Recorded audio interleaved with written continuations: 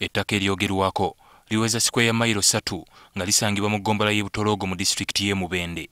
Kigambibwa nti abasatu okuli Mary Nava, Blasio Lole Musoke wamu ne Henry Kaya baajingirira empapula ezibaawo bwannannyini ku ttaka ly'ekika eryali ery'omugenzi Zaakaliya Sako Muweebya ne balyezza mu mannya ga Zaakaliya Kikonyogo. Oluvannyuma bano baaguzaako ne munnamagye Eric Kigamboha ye keeso wa 50 nga kigambibwa nti ono bazze bamukozesa okugobaganya abaliriko. Akakiiko kakizuula nti amannya ga mirundi 2 agalina obwannannyini ku ttaka lino kwe kuyita aba Office ya Administrator General ono nga yavunanyizibwa ku bintu by'abafune bamulekwa bannyonnyole ku nsonga eno. Wabula amyuka Administrator General Ali Robert Bogere ategeezezza ng'empapula z'abantu bano bwe ziri enjingirire. Are you sure that the letters, the copy of the letters of objection or the no objection, yes, my lord, is actually a suspect document? Suspicious, could be forged? My lord, not suspect. It is forged. We are sure that it's a forgery. It's not a suspect. It's utterly not from our office. Because I wanted to be sure. I don't want yes, my lord. It is utterly not from our office. What they have not done. Bogere ategeezezza nga bano bwe baajingirira empapula okuva mu ofiisi ye ne bazitwala mu kooti empigi eyabakakasa ku bwannannyini bw'ettaka lino. You would wonder why a person who has land in Mubende, I take it this is where the land is, yes, would go to Mpigi to get letters of administration. Kitegeerekese nti abafere b'ettaka ensangi zino beeyunira nnyo kooti empya okubawo bwannannyini ku ttaka ery'enjawulo kubanga abalamuzi mu kooti zino abasinga baba ensonga z'eby'ettaka tebazitegeera bulungi.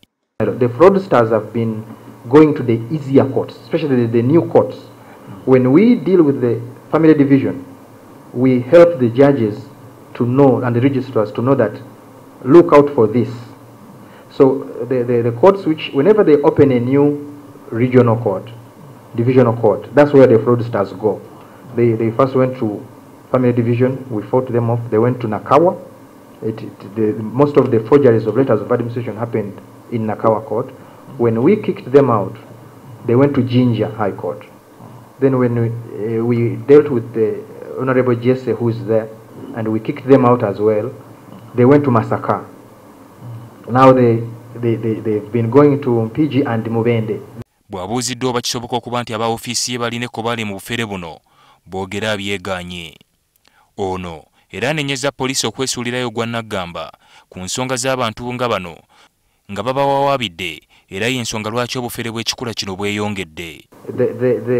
Sometimes even when you give them phone numbers to call the perpetrator, they call them and say, go further away because we are looking for you. Oluvannyuma lw'obujulizi buno, omulamuzi Catherine Bamugemererirwe alagidde abasatu bano bakwatibwe nga kati bakwongera okunoonyerezebwako ku misango gy'obufere. So much information has been given to us by these parties to indicate that these were proper documents. And if your office comes and says they were not proper, and I think until it's proved otherwise, this has to be a police investigation.